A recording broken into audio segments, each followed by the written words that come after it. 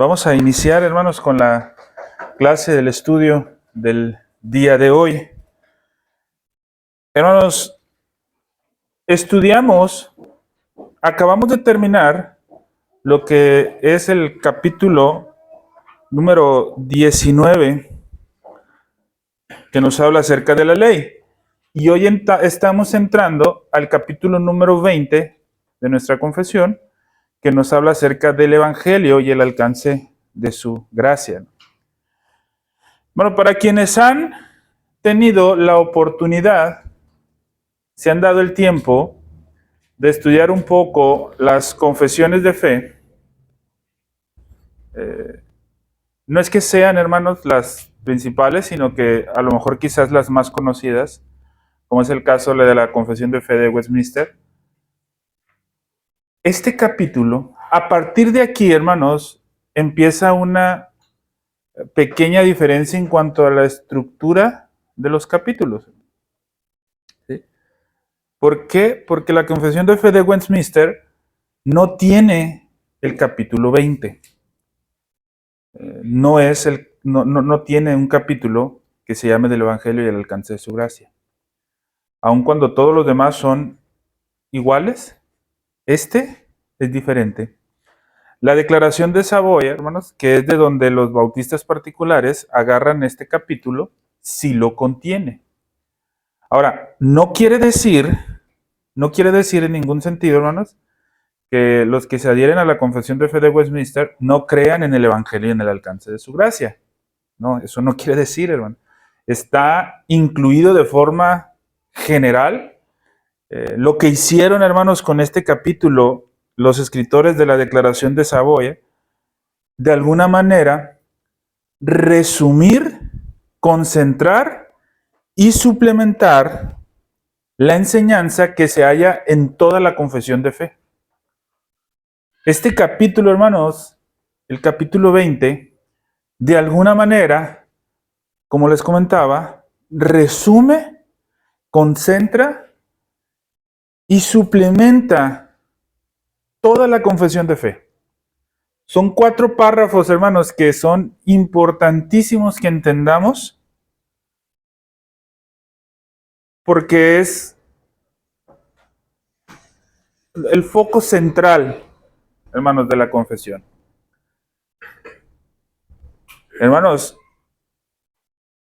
si nosotros entendemos la ley, ¿sí? Si nosotros entendemos correctamente la ley, no necesariamente quiere decir que entendemos correctamente el Evangelio.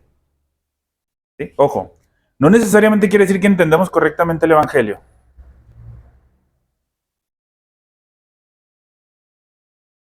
Pero, hermanos, si entendemos realmente lo que es el Evangelio y tenemos problemas o dificultades para entender lo que es la ley en ciertos aspectos, podemos estar confiados en nuestra salvación, hermano, porque hemos entendido el Evangelio. Toda la Escritura, hermanos, habla de la historia de la redención. Entender la historia de la redención, hermanos, es prácticamente entender el Evangelio. Por eso este capítulo es importante, hermanos, ¿sí? Y es muy probable, hermanos, que nos lleve alrededor de 3 sesiones. ¿Sí? A lo mejor hasta 4, dependiendo de cómo salgan las dudas. Pero es necesario, hermanos, que quede bien claro. Es como hacemos un intermedio para entender o para ver si en la cuestión aplicada hemos entendido los 19 capítulos hacia atrás. Pero al mismo tiempo nos va a servir, hermanos, para darnos la pauta para entender los capítulos posteriores, del 21 al 32. ¿Sí? Entonces, esa es la importancia, hermanos, del capítulo 20. ¿Sí? No es que sea más importante que otro, no es que otros sean menos y otros más, no, sino que, si me explico, hermanos, es fundamental para entender de forma correcta todo lo demás. Por eso, hermanos, necesito que si usted tiene alguna duda, levante su mano y pregunte. ¿Sí? Se vale, hermanos, ¿sí? Se vale resolver dudas porque estamos, hermanos, en un sistema de estudio. ¿Sí? Y es bueno, hermanos, que entendamos lo que es esta enseñanza, hermano.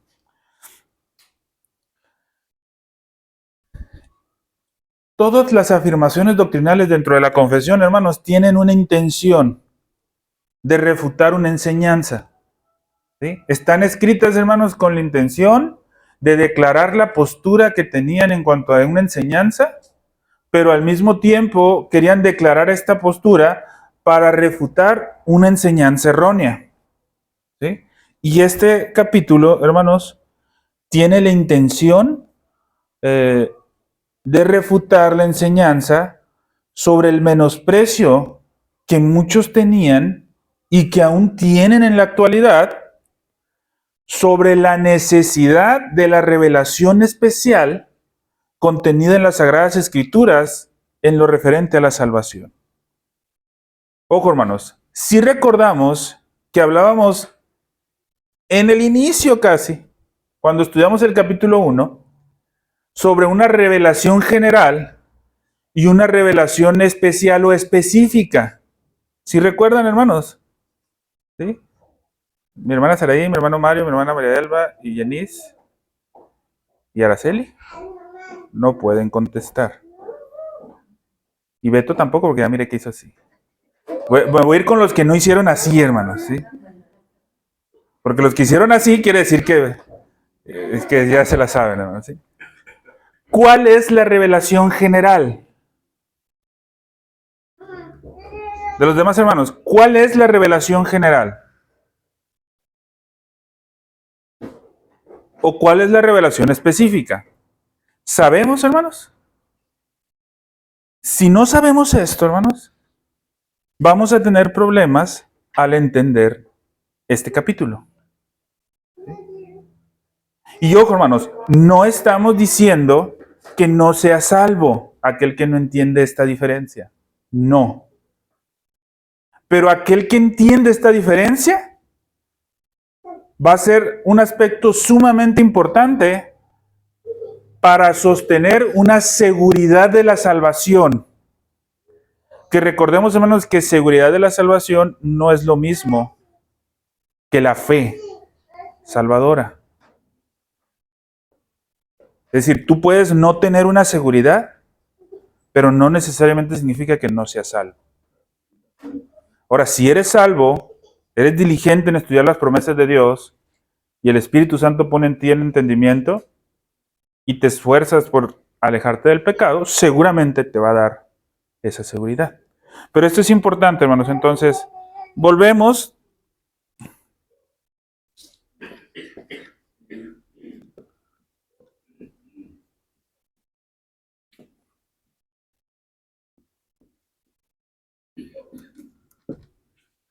Revelación general contra revelación específica o especial. ¿Sí? Ahora sí, quien quiera puede responder, hermano. ¿Cuál es la revelación general?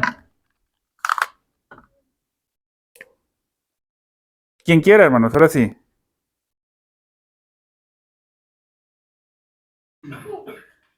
Ah, lo que dijeron que sí se la sabían, a ver.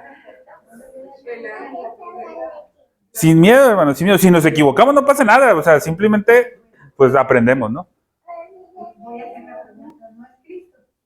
No. La revelación general es la que nos dice Dios por medio de la naturaleza. Exacto. Por medio de la naturaleza. Bueno, vamos a resumir todo en creación. Así lo vamos a resumir, para que nos acordemos, hermanos, en la próxima. Cuando hablamos de revelación general, ¿de qué hablamos? De la creación. Al decir creación, hermanos, que vemos todo. ¿Y por qué es una revelación de Dios? ¿Por qué decimos que es una revelación de Dios? Porque la misma creación, hermanos, nos muestra a Dios. El cielo que tú ves, hermanos, el firmamento que tú ves, el espacio que tú puedes analizar y ver a través de estos, ¿cómo se llaman? Telescopios, manifiestan de una forma muy limitada, pero manifiestan la gloria de Dios.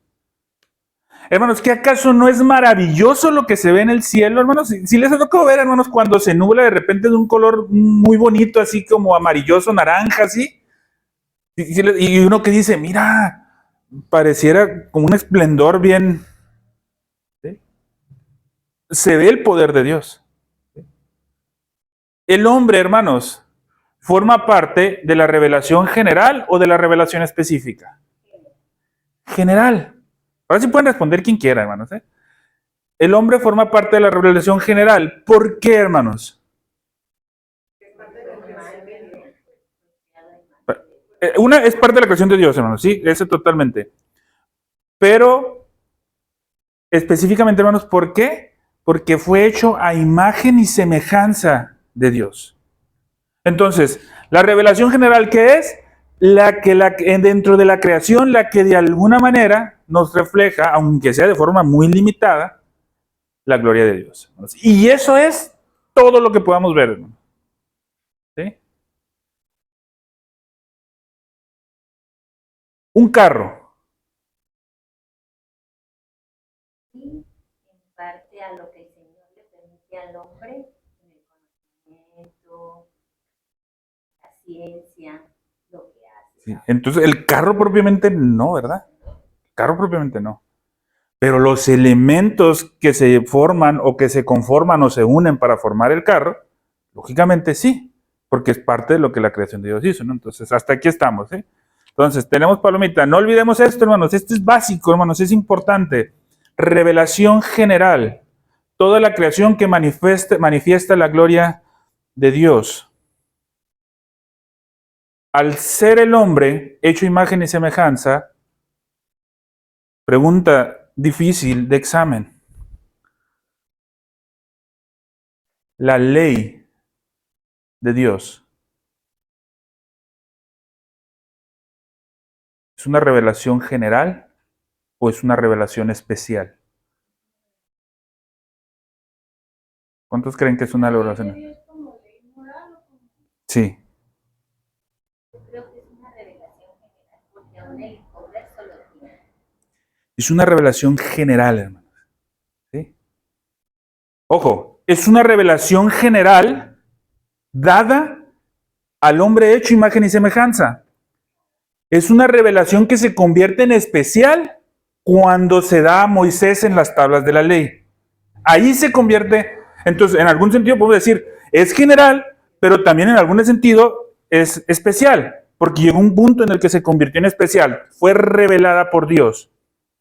Pero en su sentido primario, hermanos, al ser el hombre hecho imagen y semejanza de Dios, ya la trae. Todos sabemos, hermanos, ojo, todos sin excusa saben que tienen que adorar a Dios y tienen que amar al prójimo como a sí mismo. Todos. En ese sentido, hermanos, la ley moral forma parte de la revelación general. En el sentido de la ley, de los 10 mandamientos, de las tablas de la ley, el Señor las reveló porque le plació a Él en determinado momento hacerlas partes de la revelación especial.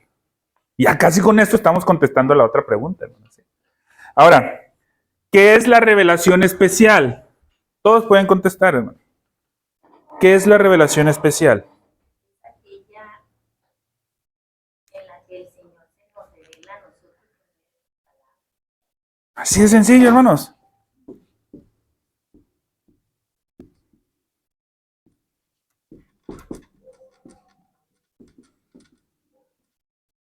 Las Sagradas Escrituras, hermano. Eso es la revelación especial. Las Sagradas Escrituras. Hermanos,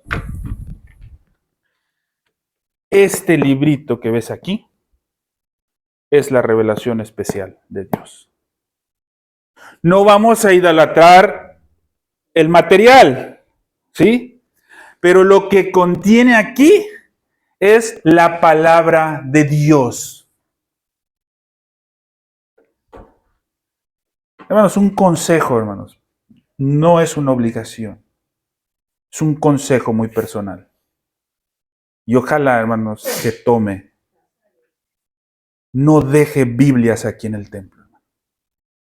Hermano, pero es que en mi casa yo tengo, si yo le enseño las Biblias que yo tengo en la casa, hermanos, no van a tener más de las que tengo yo, en diferentes versiones. Pero hermanos, es la palabra de Dios. ¿Sí?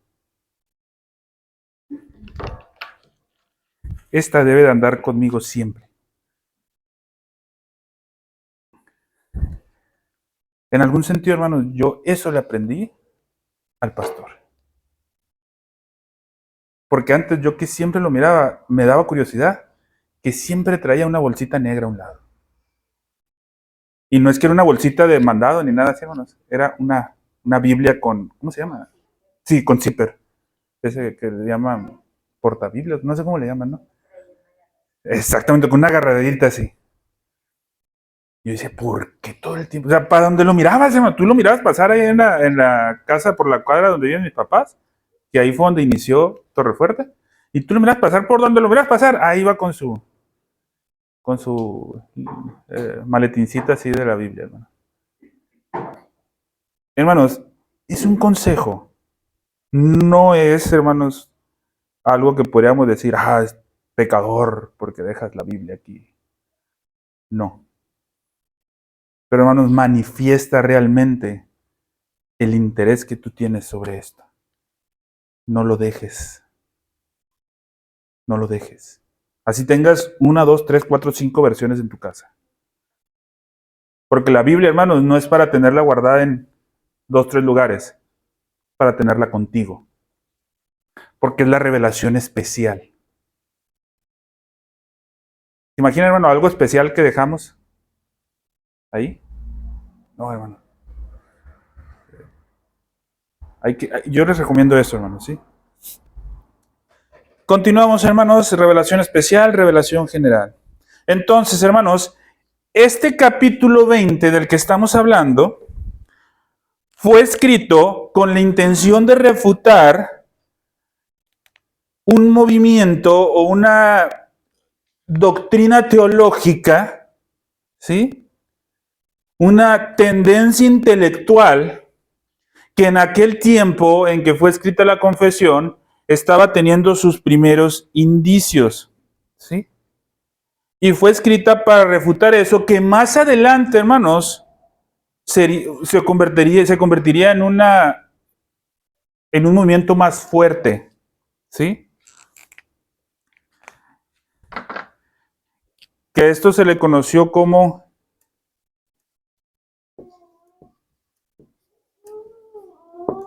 el deísmo. ¿Alguien ha escuchado esta palabra, hermanos? ¿Deísmo? A lo mejor y sí, ¿verdad? Sí, lo hemos escuchado más o menos. A lo mejor no sabemos qué significa, ¿sí? Y eso es válido. Pero a lo mejor más de una vez hemos escuchado decir a alguien, es que él es deísta. ¿Sí? Este capítulo, hermanos, nace con la intención de refutar esta posición filosófica, este entendimiento o doctrina teológica. Esta doctrina teológica, hermanos, afirma la existencia de un Dios personal. ¿Sí? Ojo, hermanos, ellos afirman que Dios existe. Ellos afirman que Dios es el creador del universo. Ellos afirman que Dios es, ojo, hermanos, la primera causa de todo. ¿Les suena algo familiar esto? Hermanos, nosotros afirmamos que Dios existe. Sí. Nosotros afirmamos, hermanos, que Dios es el creador del universo. Sí. Nosotros afirmamos que Dios es la primera causa de todo. Sí. Él es la primera causa de todo, como lo hemos estado estudiando, hermanos. ¿Sí? Entonces, hasta ahí podríamos decir, pues un deísta es bueno. ¿Sí? ¿Cuál es el problema? El deísta niega, hermanos, aquí es donde empieza el punto delicado, la providencia divina de Dios, cómo sostiene todas las cosas en su curso, y niega, hermanos, la religión revelada. Hermanos, a muchos se nos ha enseñado o hemos escuchado por ahí decir, es que Dios no es religión. ¿Sí? ¿Sí he escuchado decir eso? Dios no es religión.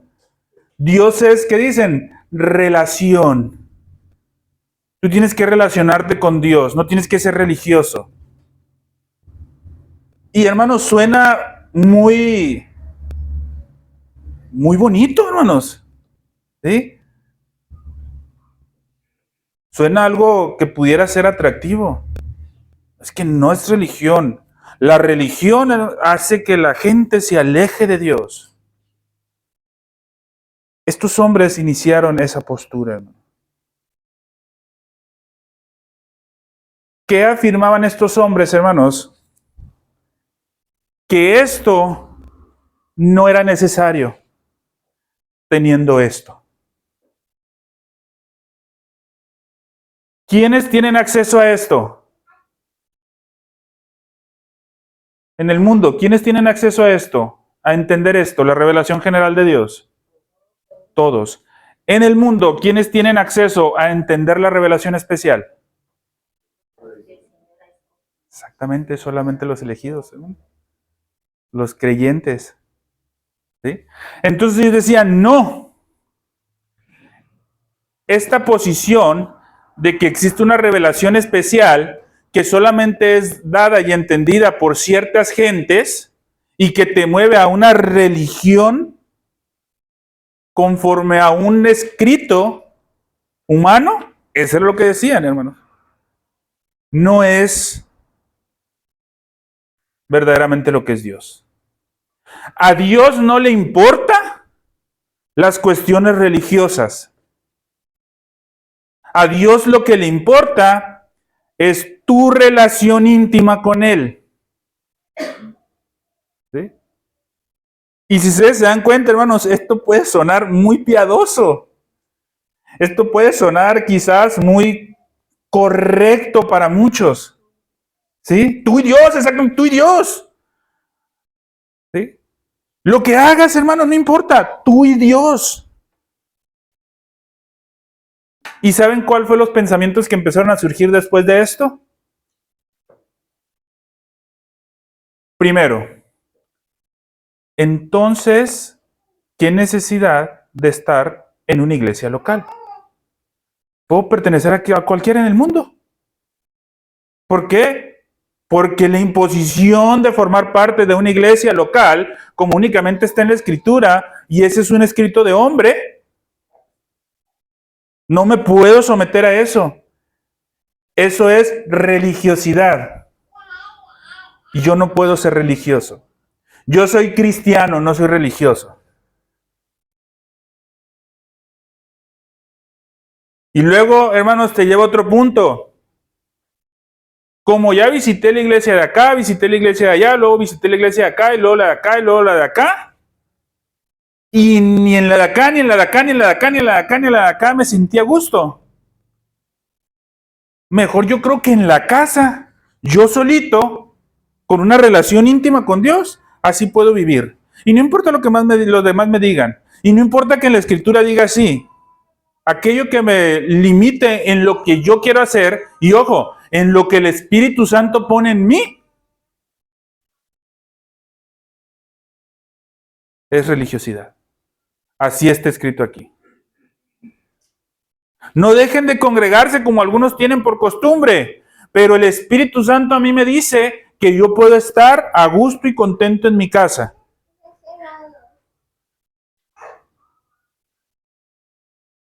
Eso estamos negando la revelación especial. Participación en los sacramentos.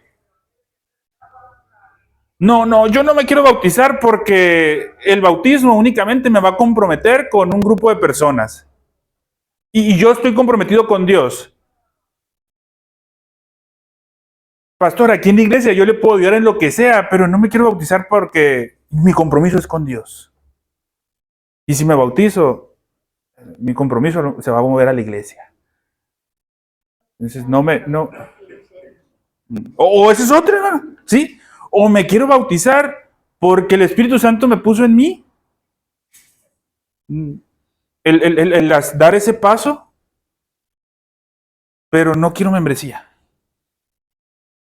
O sea, hasta ahí, nada más quiero bautizarme. ¿Sí? Eso es negar, hermanos, la revelación especial. El deísmo es caracterizado, hermanos, por un enfoque en la suficiencia de la razón humana y de la revelación natural. Es decir, hermanos, mi razonamiento humano pesa más y la revelación natural pesa más que cualquier mandato en la Escritura.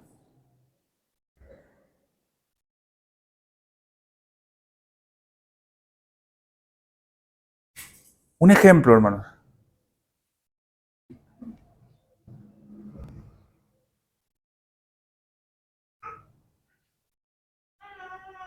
No me siento cómodo con mi esposo. Ojo, no ha llegado en el ejemplo a los casos que la Escritura, hermanos, de alguna manera, para que no crezca el pecado, permite.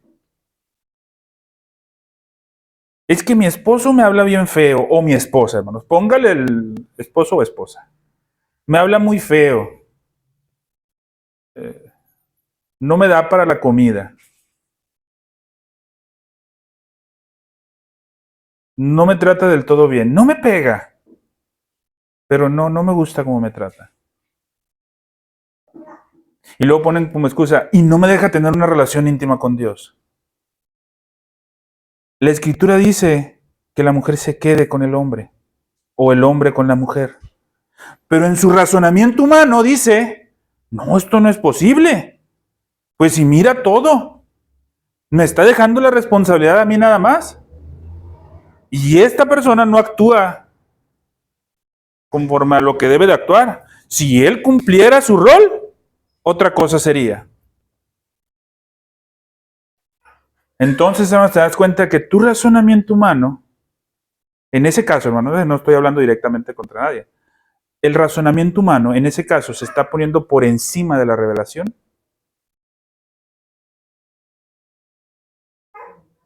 Oh, el sacramento del bautismo, hermano. Es que el agua en el mundo está escaseando. Y está escaseando, hermano. O está muy helada. Hermano Mario, me quiero bautizar. Pero, ¿qué le parece si nos bautizamos ya que pase el frío? Por allá de agosto, más o menos, julio-agosto. Es que está muy helado ahorita el agua. Y no van a tener aquí cómo calentar el agua un poquito para que esté un poquito más aceptable. Y todavía si la calientan cuando salga, ay, no va a hacer mucho frío, capaz y que me enfermo de la garganta. Ojo, hermanos, capaz y que me enfermo. O sea, no hay ninguna seguridad, pero por si las dudas, mejor, hermano, retrase mi bautismo hasta el tiempo de calor. Razonamiento humano por encima de la Escritura. ¿Sí? Y nos podemos ir así, hermanos, con un sinfín de ejemplos. ¿Sí? Podemos irnos así con un sinfín de ejemplos, hermanos. Entonces, aquel que hace eso, hermanos, aquel que antepone el razonamiento humano y cree en la suficiencia de la revelación natural para lo referente a la salvación, que cree que no necesita la palabra de Dios y no necesita vivir conforme a los mandatos que están aquí escritos, ese es un deísta, hermano. Eso es el deísmo. ¿Sí?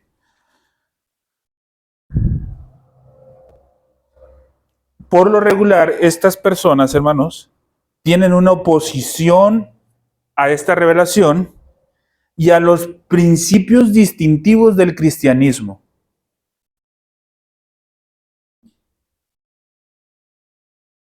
Hermano, aquel que es inconstante en la asistencia, lo más probable es que sea o esté manifestando un entendimiento deísta.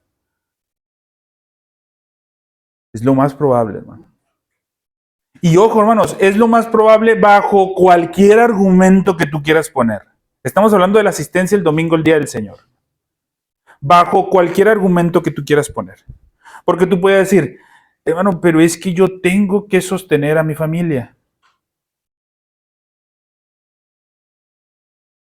Vuelvo a lo mismo, hermano, si entendemos razonamiento humano por encima del mandato del día del Señor. ¿Sí? Eso es deísmo, hermano.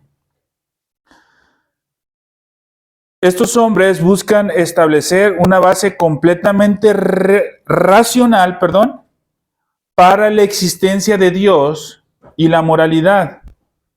Ellos basan un razonamiento, hermanos, para definir la existencia de Dios y la moralidad.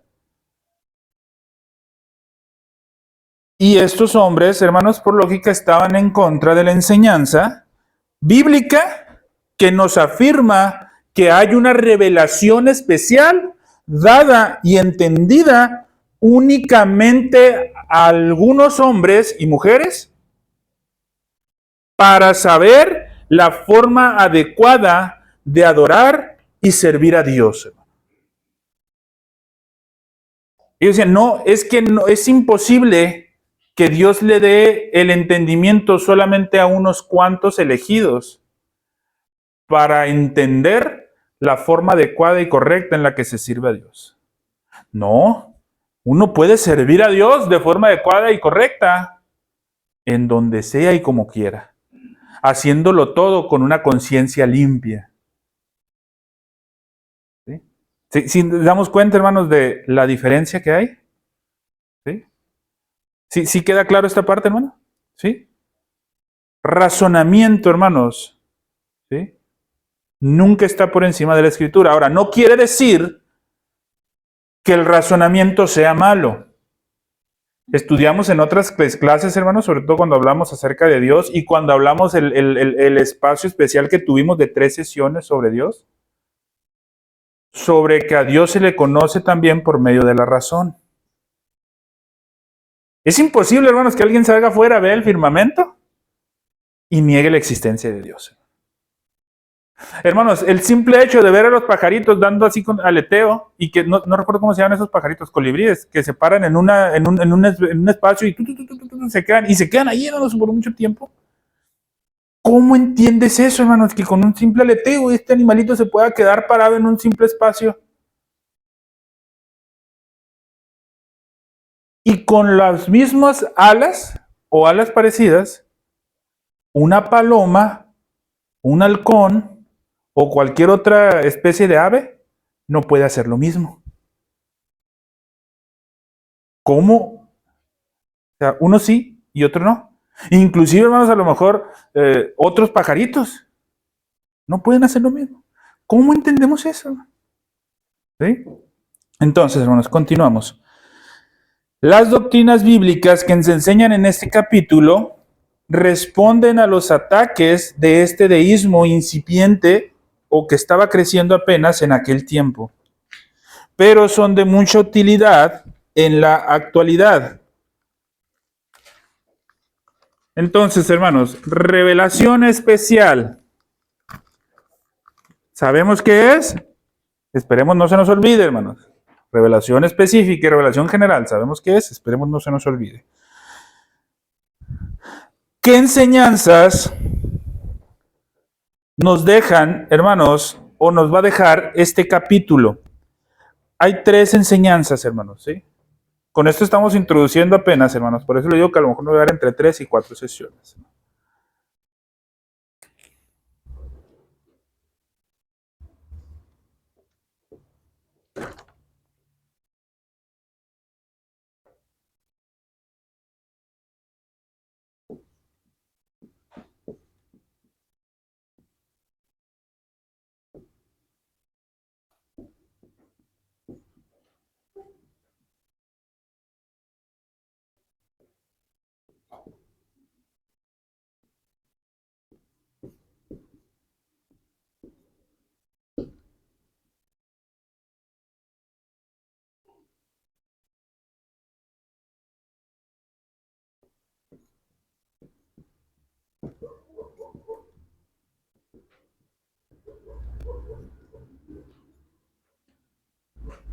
Primera enseñanza que vamos a ver, hermanos, lo inadecuado de la revelación general o natural, como la puedas entender, lo inadecuado de esta revelación y la necesidad de la revelación especial en lo referente a la salvación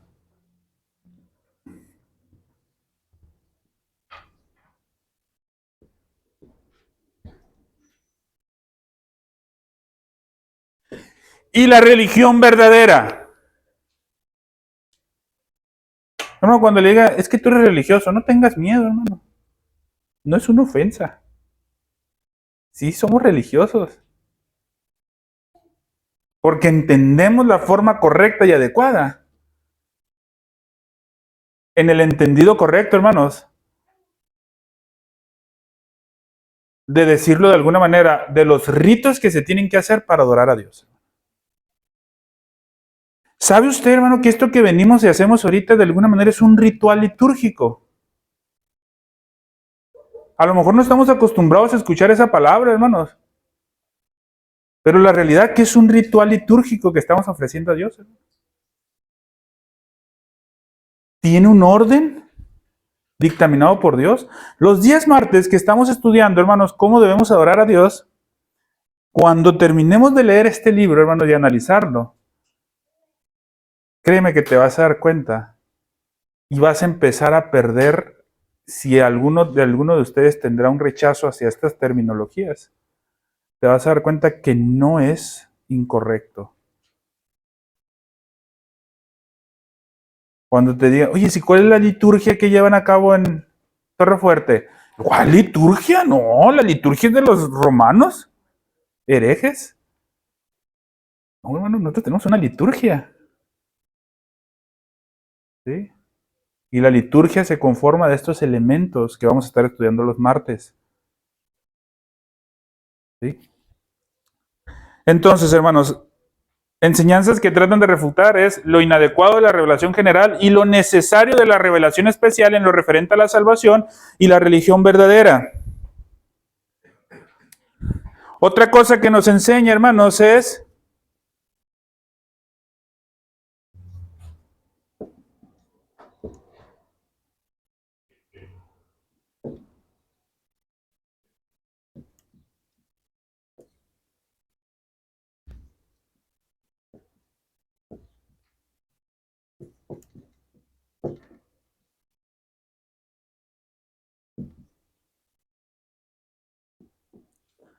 la prerrogativa, ¿sí?, de Dios, la prerrogativa soberana de Dios de dar el evangelio a quien Él quiere. ¿Estamos de acuerdo, hermanos, que el evangelio es dado a quien Dios quiere? ¿Sí? Nadie va a poder tener acceso al evangelio si Dios en su soberanía no se lo permite. ¿Sí? Vamos a aprender eso. Pero usted va a decir, entonces eso haría que no sea culpable. No. Y vamos a aprender por qué. Cómo la salvación sigue siendo prerrogativa y soberanamente de parte de Dios y no es, y aunque Él se la dé a quien quiera, no es razón para decir que el hombre no es culpable. Vamos a ver por qué eso, hermano.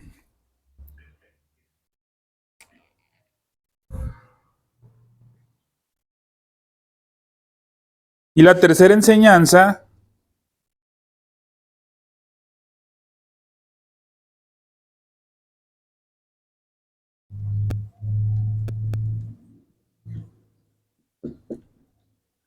la necesidad, hermanos, de la intervención directa del Espíritu Santo con ese poder regenerador para la salvación de una persona. Es decir, hermanos, nadie puede ser salvo sin el poder del Espíritu Santo regenerando a esa persona. Si se da cuenta, esto va de la mano de esto. Y esto se puede dar únicamente a través de la revelación especial. ¿Sí?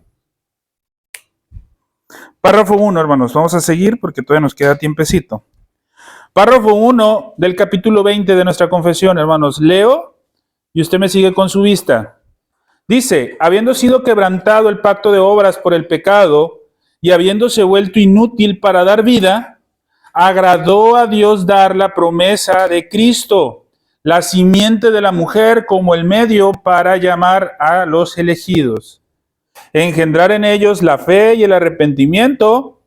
En estas promesas, el Evangelio, en cuanto a su sustancia, fue revelado y es en ellas eficaz para la conversión y la salvación de los pecadores. Capítulo 20, párrafo 1 de nuestra confesión.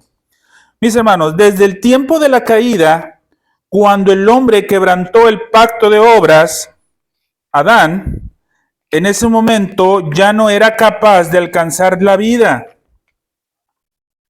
En ese momento que quebrantó el pacto, Dios determina dar a conocer el Evangelio como medio de salvación para los pecadores. Hermanos, primer punto a aclarar. El Evangelio es revelado y es dado por primera vez después de la caída. Antes de la caída, ¿había Evangelio? No. ¿En el plan soberano de Dios existía? Claro que sí, pero no era dado. ¿Sí? ¿Estamos de acuerdo? Hay muchos que piensan que el hombre ha sido salvo de distintas formas, en distintas dispensaciones o tiempos de la historia de la humanidad. Incluso llegan hasta el punto de afirmar que en el Antiguo Testamento la gente fue salva de una manera aparte del Evangelio. Y sobre todo esto en las primeras etapas de la humanidad. Muchos pueden llegar a afirmar, hermanos, esto.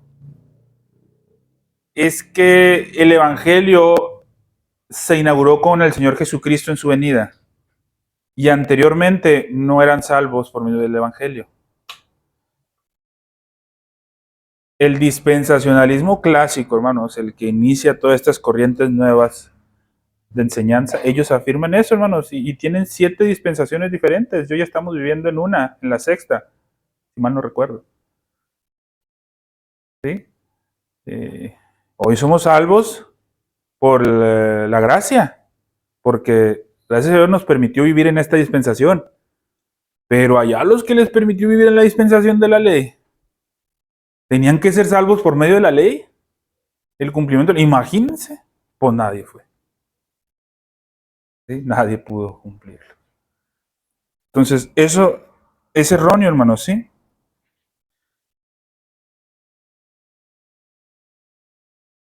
Según la interpretación esta, hermanos, errada, afirman que el Evangelio solo estuvo disponible como camino para salvación mucho tiempo después, precisamente en la venida de Cristo. Este argumento, hermanos, fue sostenido por los primeros deístas que acabamos de estudiar ahorita, del siglo XVII, quienes rechazaban la revelación especial, pero este error también es sostenido, hermanos, por los dispensacionalistas del siglo XX, hermanos. Ya hemos estudiado quiénes son estos y qué enseñan.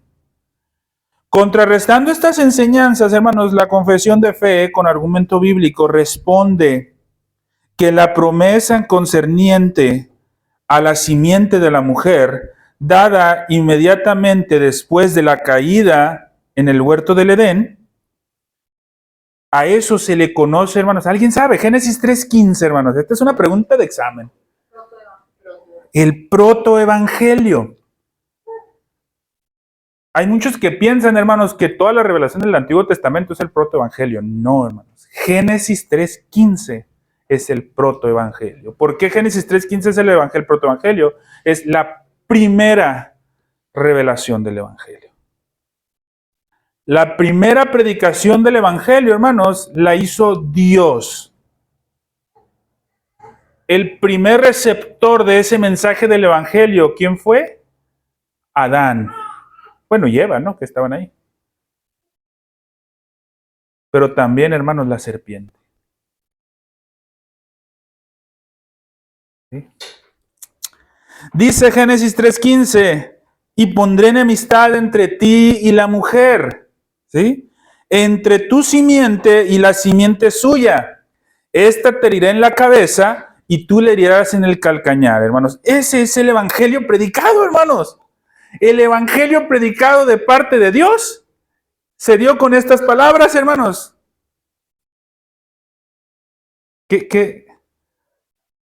Y a veces, hermanos, lo leemos así nada más por encimita. Tiene una enseñanza tremenda entender esto, hermanos, ¿sí? Primero, ¿quién es la simiente de la mujer? ¿Quién iba a tener enemistad entre la simiente y la simiente de la mujer? Entre la simiente de la mujer y la simiente de la serpiente. Primero, hermanos, la simiente de la mujer abarca toda la simiente justa. No, hermanos, toda la simiente física. ¿Sí? La simiente de la mujer en un primer sentido, hermanos, ¿sí? Ojo, en un primer sentido, está hablando de todo el pueblo de Dios. ¿Sí? Todo el pueblo de Dios, simiente de la mujer, pero no toda su descendencia física. Es decir, no todos los que provienen de Eva forman parte de la simiente de la mujer. Físicamente hay algunos que forman parte de la simiente de la serpiente. ¿Por qué, hermanos? Fíjense, lleguemos aquí a analizar hasta el punto de por qué Juan el Bautista y nuestro Señor Jesucristo decía, generación de víboras. ¿Quién les enseñó a ir de esta ira venidera? ¿Qué les está diciendo, hermanos? Simiente de la serpiente. Generación de víboras, es lo mismo, hermano. ¿Sí? Entonces, hermanos, Juan el Bautista y nuestro Señor Jesucristo predicaron el Evangelio de forma distinta a la que lo predicó Dios en Génesis 3:15. Hasta la generación de víboras, hermanos. ¿Sí? Y ahí vamos entendiendo, hermanos, ¿sí? Pero ¿cómo entendemos esto, hermanos? De que abarca la simiente justa, pero no toda la simiente física, ¿sí? Apocalipsis capítulo 12, versículo 17. Dice, hermanos, Apocalipsis 12, 17, si alguien puede ir también allá, lo lee junto con nosotros, hermanos. Dice, entonces el dragón se llenó de ira contra la mujer y se fue a hacer guerra contra el resto de la descendencia de ella. Y luego, ¿quién dice que son el resto de la descendencia de ella? Los que guardan los mandamientos de Dios y tienen el testimonio de Jesucristo. Entonces, ese dragón, ¿sí? Que ojo, hermanos, ¿quién es ese dragón? La serpiente antigua. ¿Quién es la serpiente antigua? Génesis 3:15. Ese dragón se fue a hacer guerra contra toda la simiente de la mujer, contra la descendencia de la mujer, pero contra su descendencia física, no, contra aquellos que guardan los mandamientos de Dios y tienen el testimonio de Jesucristo, que esa es la verdadera simiente. Entonces, en esa primera instancia, hermanos, apunta a esa simiente. Pero, sin embargo, hermanos, dice Romanos 16, 20, y el Dios de paz aplastará en breve a Satanás bajo vuestros pies. La gracia de nuestro Señor Jesucristo sea con vosotros. ¿Te das cuenta, hermanos, cómo la primera parte y la segunda parte de Génesis 3:15 en el Apocalipsis se está reflejando? Y, hermanos, en Apocalipsis 20, 21, 22, vamos a ver cómo se da el cumplimiento total. Una vez me preguntó alguien, hermanos, a lo mejor se va a acordar la persona que me preguntó esto. No voy a decir su nombre, pero a lo mejor se va a acordar. Entonces Satanás está amarrado en este tiempo? ¿Encadenado? Porque así lo afirma la Escritura. Sí, Satanás está encadenado. Pero entonces si está encadenado, no me lo hizo así directamente, pero estoy parafraseando un poco. ¿Cómo hace daño? Ok. Muchos dicen, es que la cadena está muy larga. Es que está encadenado, pero todavía, hermanos, no ha sido aplastado. Todavía está haciendo daño, hermanos. No va a hacer más daño del que Dios le permita. Eso está completamente porque está, ¿cómo se dice? Encadenado, perdón. Continuamos, hermanos. Podemos ver cómo estos textos que acabamos de leer enseñan la obra de Cristo. Ojo, en primera instancia, ¿a qué hace referencia con la simiente de la mujer? A toda la generación justa. Pero esa generación se está presentando, hermanos, a un futuro como a Cristo. ¿Sí? Entonces, la simiente de la mujer habla de toda esa descendencia, pero toda esa descendencia tiene su mira única en Cristo. Entonces, la simiente es Cristo. ¿Pero nosotros formamos parte de Cristo? Sí. Entonces, ¿somos simiente de la mujer? Sí. ¿O les decimos generación de víboras? ¿Sí, hermana? Ah, perdón, yo pensé que se estaba tentando aquí. Apocalipsis 12, 17, hermana. Ah, bueno, los capítulos, es que la referencia era, hermanos, a que Génesis 1, 2 y 3, y con esto vamos a ir terminando, hermanos, para cerrar y dejar hasta aquí la enseñanza y después entrar con lo que sigue, hermano. Si quieres, ya, corta.